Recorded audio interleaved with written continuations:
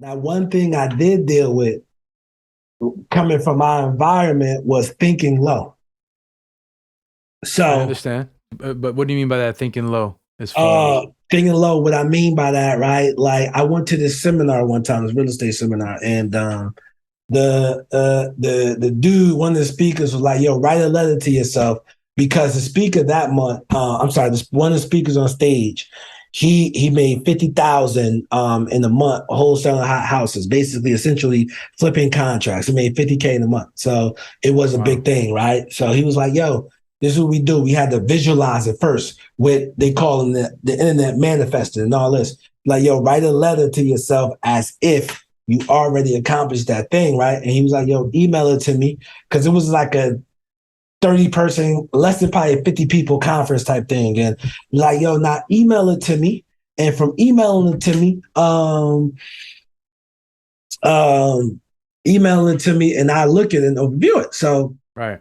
I was like, yo, I just got fired. And I went to the seminar, I just got fired. You know what I'm saying? And I'm like, yo, bro, I got fired for 38,000 a year.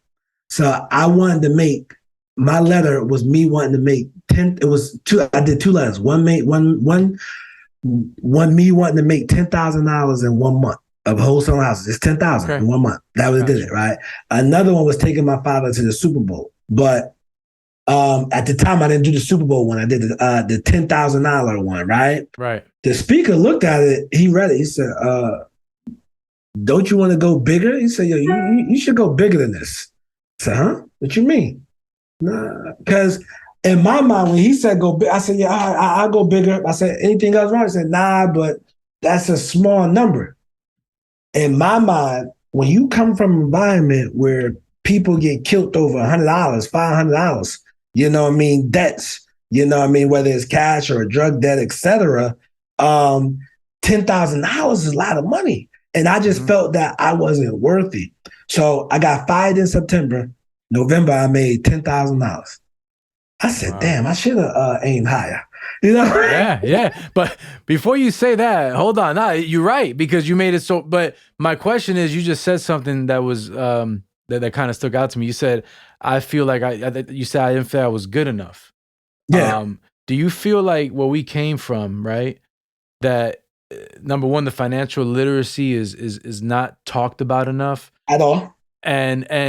and do you feel, I mean, we're the exception because I was also good with money in high school and college, and I'm thankful for that. My mom and my she instilled that in me. But as far as me both, the financial literacy aspect, we kind of like subconsciously had it, but 98%, 99% don't have it. At And all. yeah, so how do you feel you could change that where we're from, in the urban setting, in the urban community? Like, what's missing to make that click, you know? I'm gonna be real, bro. It ain't got nothing to do with money, bro. Cause I seen all right, and I'm quite sure you've seen this in your journey because you got a lot going on in your life too. But Yes. if somebody's used to having $200, nah, I ain't even gonna say that. If somebody used to having $47 in their account, all right, that's what they're used to. That's what they're accustomed to. All right, well, they come across $50,000. They will spend a bunch of money that gets them back to $47 because Yeah. that's what they're used to accustomed to, because they're used to struggling. Wow. Financial literacy can be taught and can be learned, but I think first it has to be a self-respect thing, meaning that okay, why in our community, bro? The first thing we when we get this money, right, and we come from the environment where you from low income environment, the chance when somebody gets like some legit money normally is like a lawsuit. Oh, we got Yes. a lawsuit. Get this lawsuit. All right, so we get this money. All right, they go buy labels. All right, so let's talk about the labels that's in now. The labels in now, they're gonna buy the Louis Vuitton, the Balenciagos, the Gucci, you know what I Gucci. Yep. mean, and whatever's in style now to define them. And if they got some money, they get a car.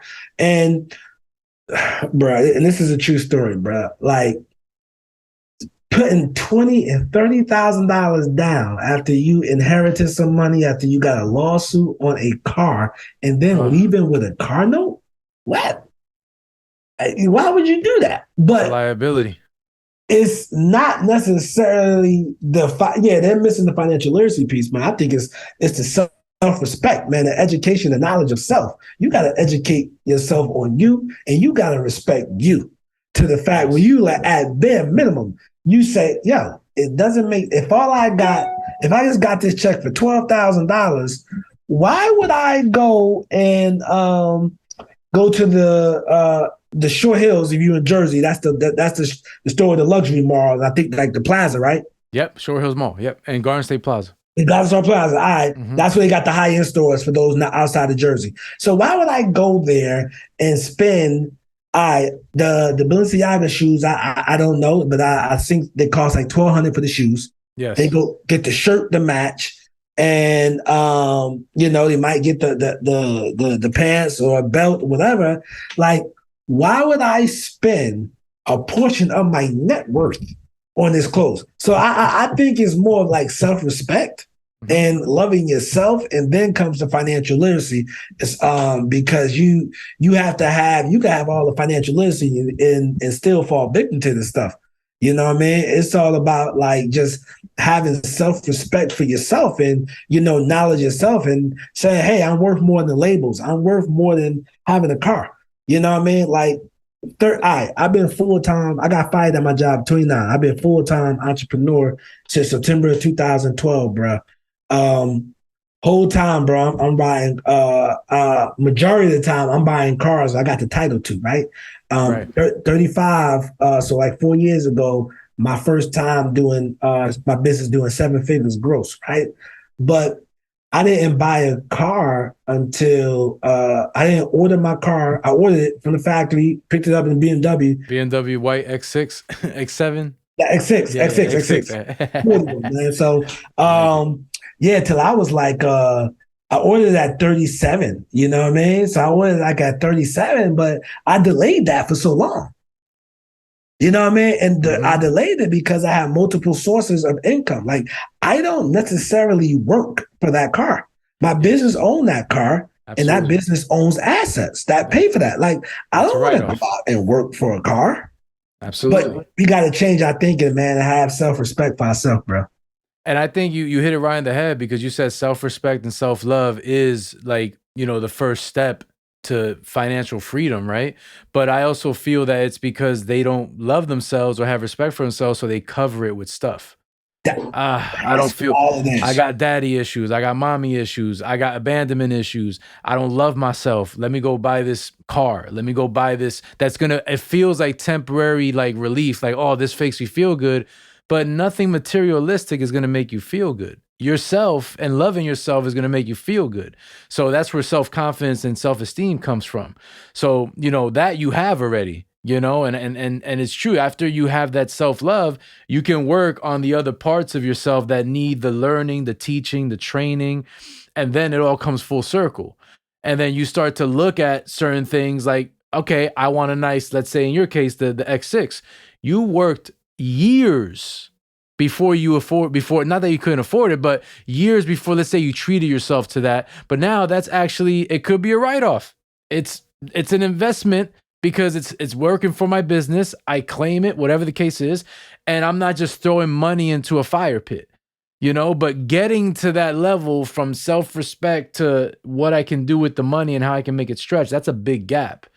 And you've been able to like really define that gap. So that's why I'm so like interested, like define that gap. Like, how do you get from A to Z? Shout out. The Connects. Luis Guzman.